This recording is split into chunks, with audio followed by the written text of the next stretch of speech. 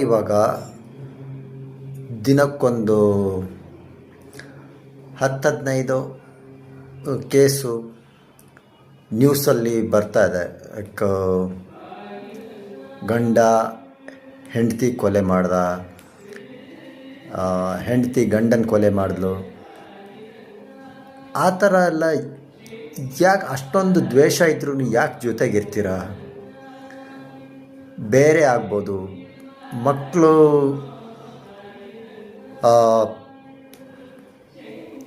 ಗಲಾಟೆ, ಈಗ ಗಂಡ ಹೆಂಡತಿ ತೀರಾ ಗಲಾಟೆ ಮಾಡ್ಕೊಳ್ತಾ ಇರ್ಬೇಕಾರೆ ಸಣ್ಣ ಮಕ್ಕಳು 4, 5, 6 ವರ್ಷ ಅವ್ರಿಗೆ ಏನು ಗೊತ್ತಾಗತ್ತೆ?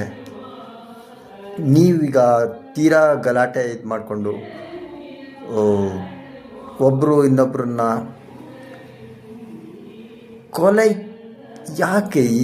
ಯಾರಿಗೂ, ಗಂಡಂಗಾಗಲಿ ಹೆಂಡತಿಗಾಗಲಿ ಯಾರಿಗೇ ಆದ್ರೂ ಇನ್ನೊಬ್ಬರು ಜೀವ ತಗೊಳೋಕ್ಕೆ, ಇನ್ನೊಬ್ಬರು ಜೀವ ನೀವು ತೊಗೊಳೋಕ್ಕೆ ನಿಮಗೆ ಅಧಿಕಾರ ಇಲ್ಲ. ನಿಮಗಿಷ್ಟ ಇಲ್ಲ, ಬೇರೆ ಇರಿ. ಮಕ್ಕಳು ಜಗಳ ಎಲ್ಲ ಆಡಬೇಕಾರೆ ಮುಂದೆ ಮಕ್ಕಳ ಮೇಲೆ ಏನು ಪರಿಣಾಮ ಆಗುತ್ತೆ ಯೋಚನೆ ಮಾಡಿ.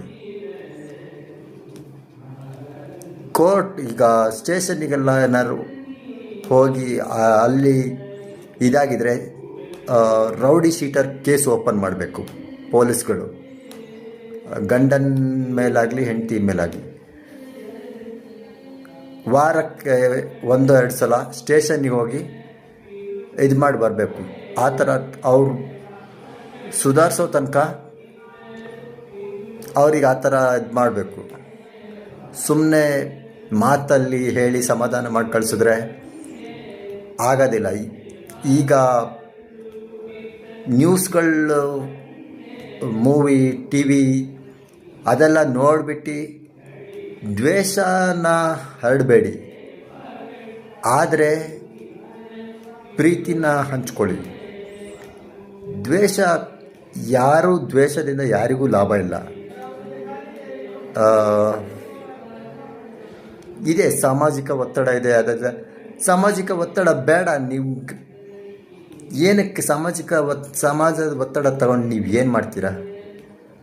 ನಿಮ್ಮ ಮನೆಯದಷ್ಟೇ ನೀವು ಸರಿಯಾಗಿ ನೋಡ್ಕೊಳ್ಳಿ ಸಾಕು.